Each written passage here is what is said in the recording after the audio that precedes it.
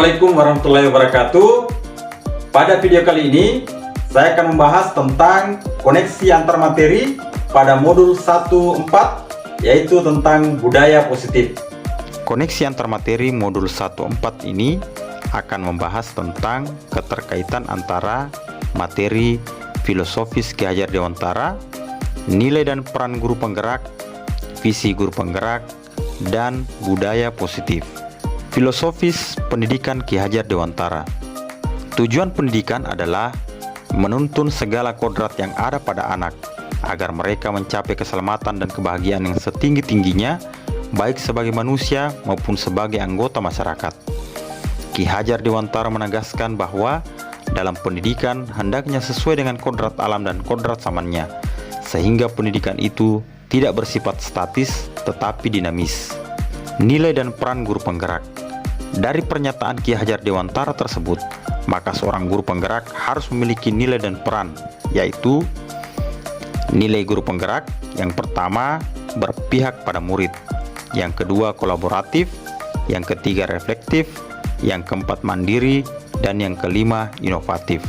Peran guru penggerak yang pertama mewujudkan kepemimpinan murid, yang kedua mendorong kolaborasi, yang ketiga menjadi pemimpin pembelajaran, empat menjadi coach bagi guru lain, dan yang kelima menggerakkan komunitas praktisi.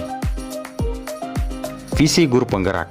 Dalam mewujudkan visi diperlukan langkah konkret menggunakan metode inquiry apresiatif dengan tahapan bagja. Karena dalam mewujudkan suatu perubahan diperlukan visi dan langkah-langkah yang tepat dalam mencapainya.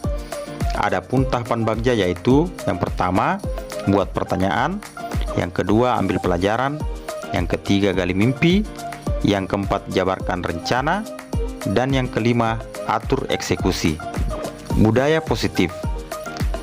Dari penerapan tahapan bagja, kemudian akan muncul disiplin positif. Disiplin positif merupakan pendekatan mendidik anak untuk melakukan kontrol diri dan pembentukan kepercayaan diri. Disiplin berbeda dengan hukuman, meskipun disiplin sering diterapkan dengan menggunakan teknik hukuman. Disiplin positif akan memunculkan nilai-nilai kebajikan. Untuk menerapkan nilai kebajikan di kelas, dibutuhkan keyakinan kelas, dan dari keyakinan kelas akan menciptakan budaya positif. Pemahaman tentang konsep-konsep inti pada modul 1.4 budaya positif. Yang pertama, disiplin positif. Disiplin kontrol merupakan pendekatan mendidik anak untuk melakukan kontrol diri dan pembentukan kepercayaan diri. Yang kedua, nilai-nilai kebajikan, yaitu yang pertama beriman bertakwa kepada Tuhan Yang Maha Esa serta berakhlak mulia. Yang kedua, berkebinekaan global. Yang ketiga, bergotong royong. Empat, mandiri. Lima, bernalar kritis. Dan yang keenam, kreatif. Yang ketiga, posisi kontrol. Yang pertama, sebagai pemberi hukuman. Yang kedua, pembuat rasa bersalah. Yang ketiga, sebagai teman. Yang keempat, sebagai pemantau. Dan yang kelima, sebagai manajer. Kebutuhan dasar. Yang pertama, bertahan hidup.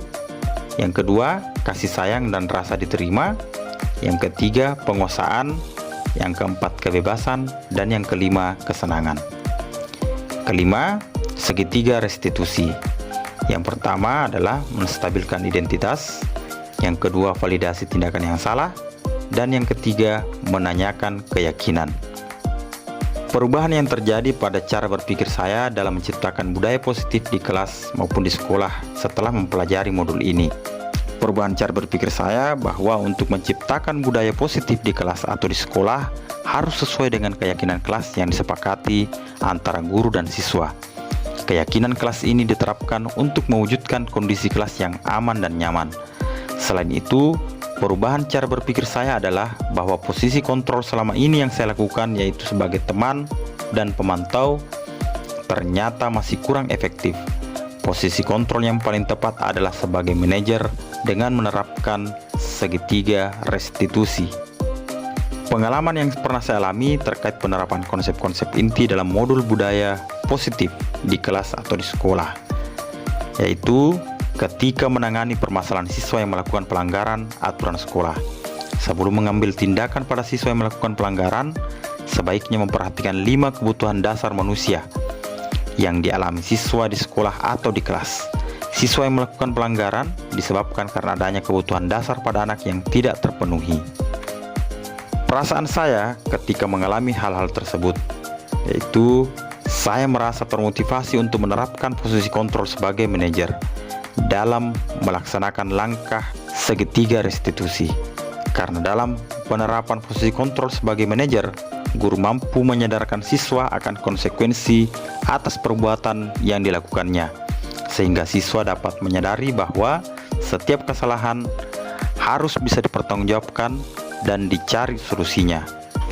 Terkait pengalaman dalam menerapkan konsep-konsep tersebut tadi, menurut saya, hal baik yang sudah ada di lingkungan kelas dan sekolah saya adalah disiplin positif dan penerapan nilai-nilai kebajikan profil pelajar Pancasila, serta keyakinan kelas yang berpihak pada murid.